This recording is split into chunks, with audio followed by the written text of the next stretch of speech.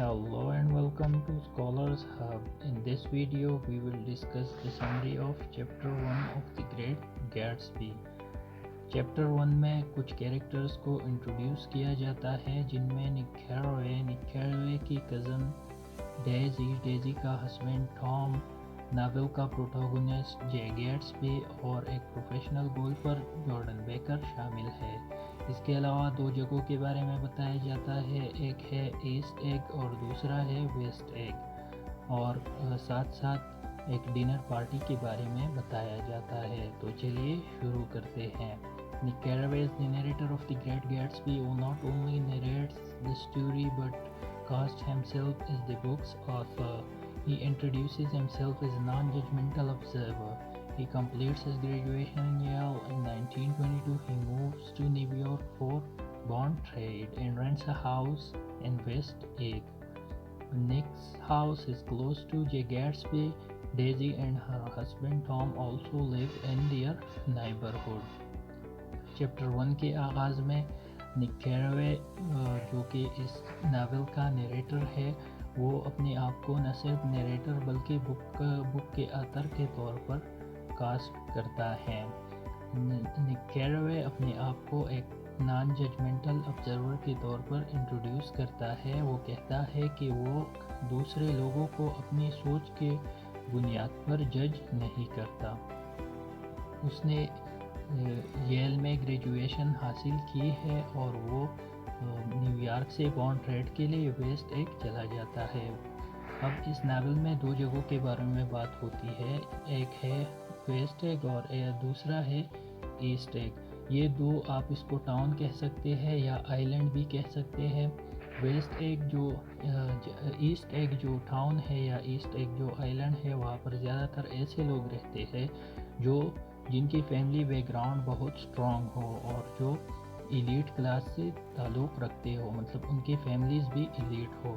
और waste egg में ज़्यादातर ऐसे लोग रहते हैं जिन्होंने अपनी मेहनत से अपनी फ्यूचर बनाई हो, मतलब जिनकी फैमिली बैकग्राउंड ज़्यादातर पुअर हो, लेकिन बाद में उन्होंने अपनी मेहनत से अपने आप को एलीट क्लास बनाया हो।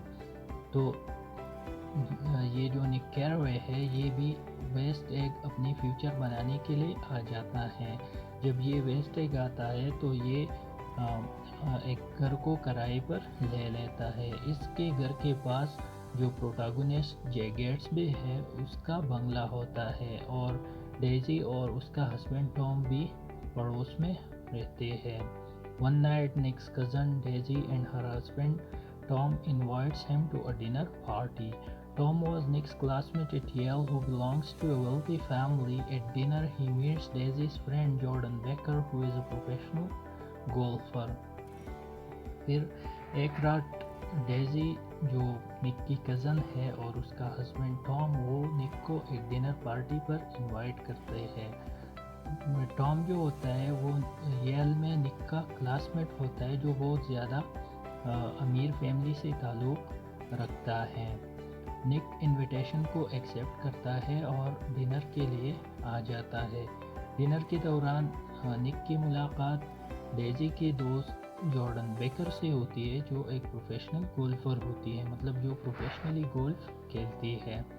निक उससे बातें करता है और उन दोनों में दोस्ती हो जाती है।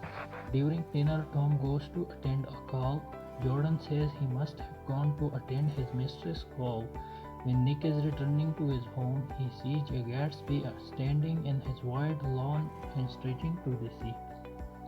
डिनर के दौरान टॉम को कॉल आती है जिसको अटेंड करने के लिए वो चला जाता है।